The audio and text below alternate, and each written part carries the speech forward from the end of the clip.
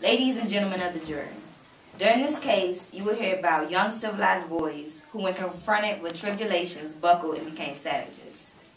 Jack, who was the eldest of the boys, was the first that turned to the savagery when he first arrived on the island. When Ralph, the elected leader, wanted the boys to keep the fire going so that they may be rescued, Jack opted out. Jack was the one that let the first fire go out. As things got worse for the boys on the island, Jack convinced the boys that being the savage and the hunter was better than being rescued.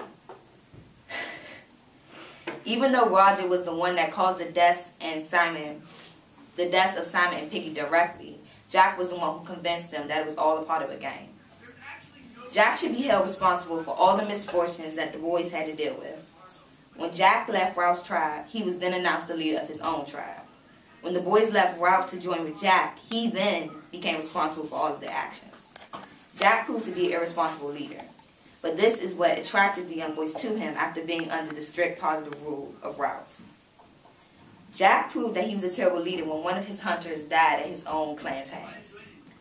All of the boys on the island were young, that's true, but they all knew the difference from right and wrong. Being the properly trained English young boys that they were, they resisted Jack's temptation. But under Jack's relentless sneers and remarks about being stranded on the island, these boys started doubting themselves. A prime example of this was the mutiny that Jack started when he didn't get his way with the vote in the beginning of Chapter 8. Jack convinced the boys that being savages were fun, that killing was right, and whoever didn't believe this was a coward. Jack convinced the boys that stealing Piggy's glasses was okay. He was the one who let Roger think that it was okay to throw boulders. Jack managed to twist everything that these boys knew to his advantage. The biggest offense Jack committed as the leader of the savages was attempting to murder Ralph after Ralph stuck up for his dead friends. Jack wasn't sorry for what he did. He thought it was all just a game.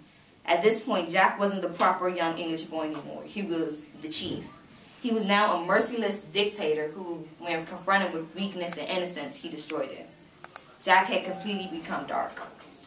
During the time these pure innocent boys spent on the island, some held tightly on their grip of civilization and intelligence, while the rest turned their backs completely on everything that they knew and became savages.